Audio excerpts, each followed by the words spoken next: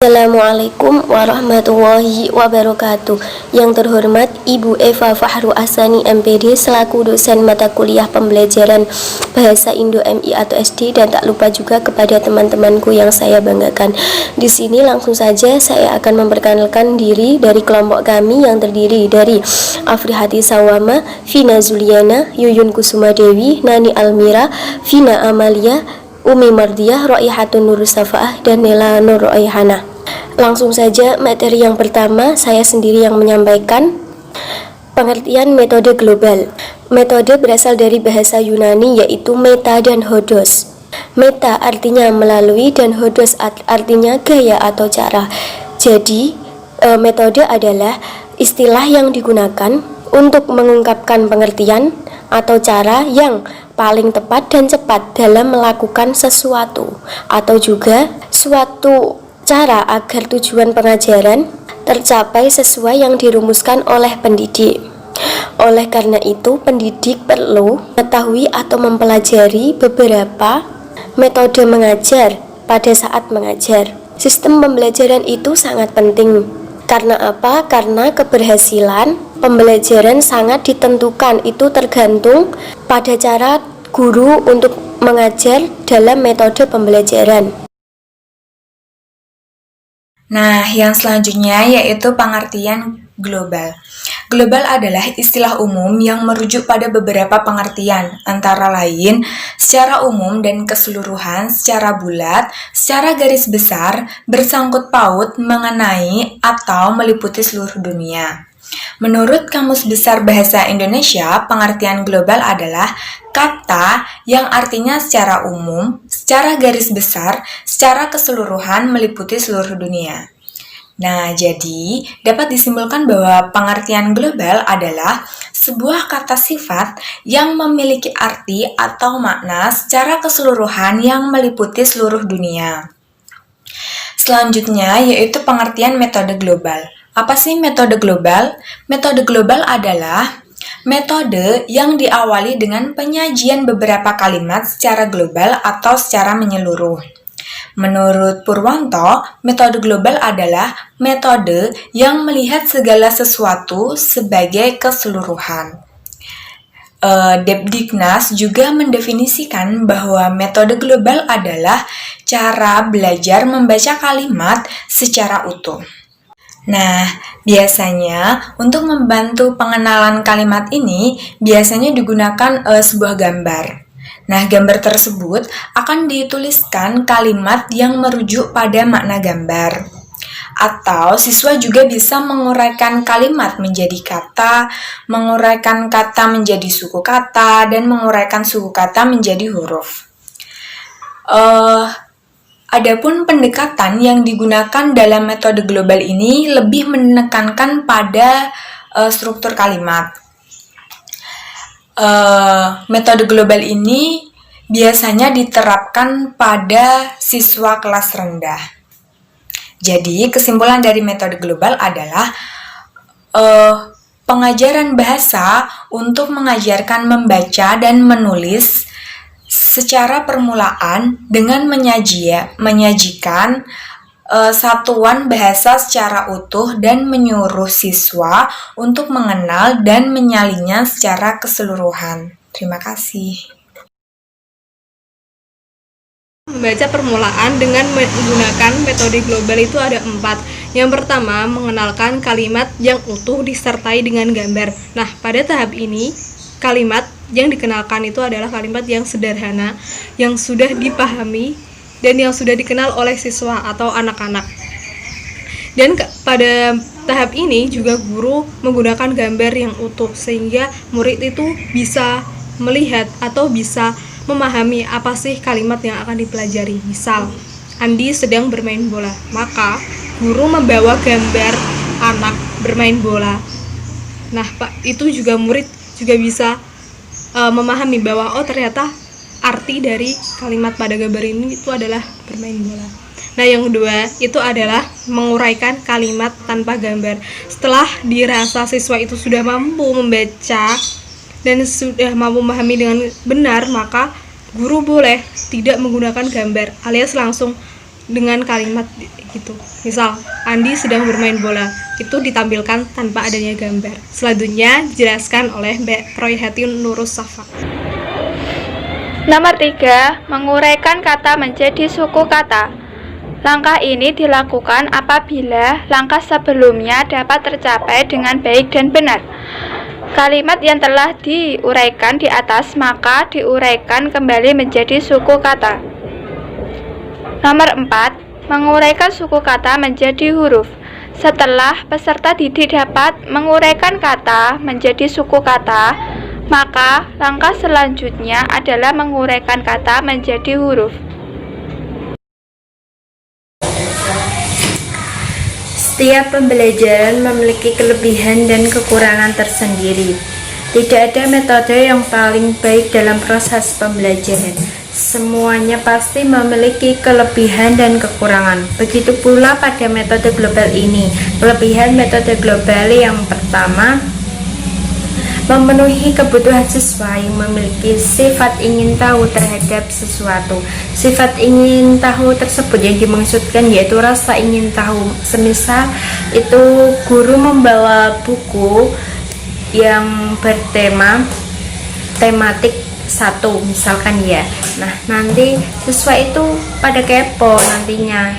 Apa sih Bu yang dibawa? Nah, dalam rasa ingin tahu tersebut diwujudkan diharapkan anak-anak itu bisa membaca. Oh, jadi itu tematik satu misalkan. Nah, dari tersebut itu anak bisa tahu. Terus yang kedua, menyajikan bahan pengajarannya sesuai dengan perkembangan dan pengalaman bahasa siswa yang selaras dengan situasi lingkungannya. Yang dimaksudkan itu begini. Semisal dalam proses pembelajaran bahasa Indonesia pastilah memiliki pengajaran yang sesuai dengan perkembangan ya. Misalkan dalam pembelajarannya itu diajarkan dengan ini Budi. Nah, itu kan pasti selaraskan dalam perkembangan. Jadi dia itu mengetahui, oh itu namanya Budi. Begitu pula dengan teman yang lainnya. Terus yang ketiga itu menuntun siswa yang berpikir analitis. Berpikir analitis tersebut yang dimaksudkan yaitu proses berpikir yang mendorong untuk membuat keputusan yang lebih baik dengan cara membiasakan ke arah pendekatan bahasa Indonesia yang lebih struktur. Misalkan begini, kalau kita mau menanyakan seseorang, mau bertanya, mau berkenalan dengan seseorang, pastilah dalam bahasa Indonesia pastikan menanyakan, halo, siapa namamu? Pastikan begitu kan ya. Nanti jadi bisa terstruktur dalam bahasa Indonesianya. Nah, yang keempat itu dengan langkah-langkah yang diatur sedemikian rupa, siswa jadi lebih mudah mengikuti prosedur pembelajaran dan lebih cepat menguasai keterampilan membaca sehingga siswa dapat menguasai bacaan dengan lancar. Pada metode global ini, semua metode lah itu kan pasti guru itu mempunyai keinginan, mempunyai kewujudan, yaitu siswanya dapat berbicara dengan pede, yang terutama bisa membaca lancar. Nah, itu salah satunya. Terima kasih. Selanjutnya, saya akan membahas mengenai kelemahan dari metode global. Yang pertama, untuk memilih kalimat-kalimat yang sesuai dengan minat dan jalan pikiran anak-anak, dengan mempertimbangkan setiap kalimat, pada mula-mula harus terdiri dari 3 kata, kemudian meningkat lagi. Itu merupakan beban untuk pengajar. Yang kedua, pilihan kata dalam kalimat harus disesuaikan dengan kata-kata yang sering dipakai anak-anak dalam pergaulannya sehari-hari. Yang ketiga, banyak sarana yang harus dipersiapkan untuk melakukan metode ini yang terkadang sulit dilakukan bagi sekolah-sekolah tertentu. Selanjutnya yang keempat, penggunaan metode global mempunyai kesan bahwa guru harus kreatif, terampil, dan sabar. Kemudian yang kelima, metode global hanya dapat dikembangkan pada masyarakat pembelajar di kota-kota dan tidak diperkenankan untuk masyarakat di pedesaan yang terpencil. Dan yang terakhir, agak sukar menganjurkan kepada para guru untuk menerapkan metode ini dalam proses belajar mengajar karena memerlukan waktu yang banyak dan kreativitas. Terima kasih.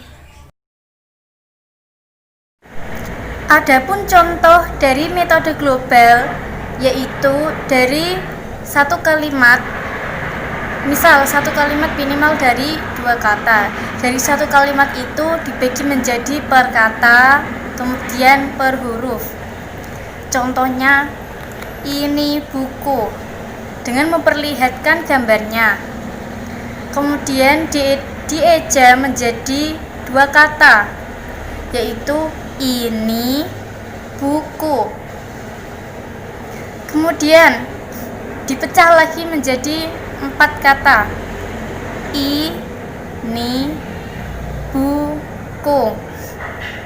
Kemudian dieja menjadi dari huruf ke huruf, i, n, i, ini, b, u, k, u, b, u, bu, k, u, ku, buku.